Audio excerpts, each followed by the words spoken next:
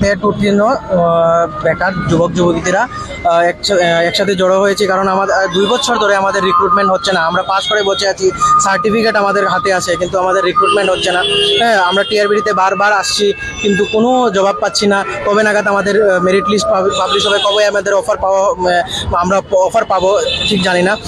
আমরা সবাই জানি যে ত্রিপুরাতে টিচারের অনেক ক্রাইসিস। হ্যাঁ, প্রায় 4000-এর উপরে এলিমেন্টারি দপ্তরে ভ্যাকেন্সি আছে, তারপরেও আমাদের রিক্রুটমেন্ট হচ্ছে না। হ্যাঁ, প্রায় 370টা স্কুলের উপরেও এমন স্কুল আছে যাদের সিঙ্গেল টিচার, মানে একজন টিচার দিয়েই পুরো স্কুল চলছে।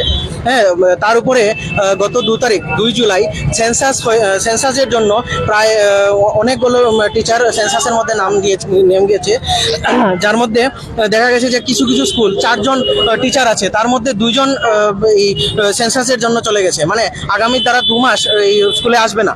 হ্যাঁ, তো ওইগুলো স্কুলের কিভাবে পঠন পাঠন চলবে? তো তার সাথে অনেকগুলো স্কুলের টিচারগুলা বিএলওর কাজে যুক্ত, ওরা ক্লাস করতে পারছে না। হ্যাঁ, তার সাথে অনেক প্রশাসনিক কাজের সাথে টিচাররা যুক্ত আছে। তো এই ক্রাইসিসের মধ্যে টিআরবিটি আমাদের প্রায় 2 বছর ধরে ঝুলিয়ে রেখেছে। আমাদের কোনো রিক্রুটমেন্ট হচ্ছে না, আমরা বারবার আসছি, কোনো ধরনের সদুত্তর পাচ্ছি না।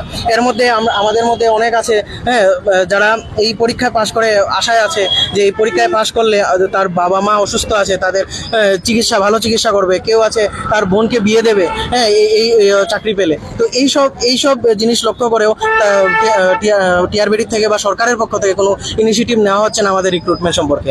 তাছাড়া আমরা দেখছি যে আমরা পরীক্ষা দিয়েছি 2025 সালের এপ্রিল মাসে, কিন্তু আমাদের প্রায় 8 মাস পরে জানুয়ারি মাসের দিকে পিজিটি পরীক্ষা হয়েছে, যেটা 11-12-এর। ওরা গত মাসে অফার পেয়ে গেল, কিন্তু আমরা কি ভুল এমন করলাম যে এখন অবধি আমরা রিক্রুটমেন্ট পাচ্ছি না? আমাদের এক্সাম এত আগে, 8 মাস আগে, তাদের এক্সামের 8 মাস আগে হওয়ার সত্ত্বেও আমরা রিক্রুটমেন্ট পাচ্ছি না। আমাদের সাথে এইভাবে সৎ সন্তানের মতো টিআরবিটি কেন ব্যবহার করছে? আমাদের কেন রিক্রুটমেন্ট করছে না? সবাই জানি ফার্স্ট কাম ফার্স্ট সার্ভ। তো আমরা যেহেতু আগে এক্সাম দিয়েছি, তাহলে আমরাই আগে রিক্রুটমেন্ট পাবো। তো আমাদের বাইপাস করে পিজিটিদের রিক্রুটমেন্ট করা হচ্ছে, কিন্তু আমাদের রিক্রুটমেন্ট করা হচ্ছে না। তো এর কোনো সদুত্তর না গভর্নমেন্ট থেকে পাচ্ছি, না কোনো টিআরবিডি থেকে পাচ্ছি। তো এর জন্য আমরা বারবার মিলিত হচ্ছি, টিআরবিডির প্রত্যেকটা স্টাফের সাথে আমরা কথা বলছি, কিন্তু কেউ বলতে পারছে না কবে নাগাদ আমাদের মেরিট লিস্ট প্রকাশ হবে।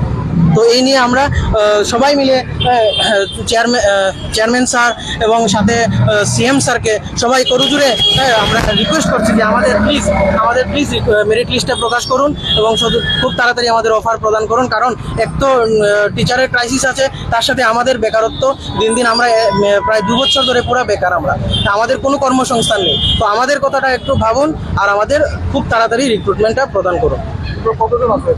আমরা টোটাল টেট 1 এবং টেট 2 মিলে 1856 জন আছি।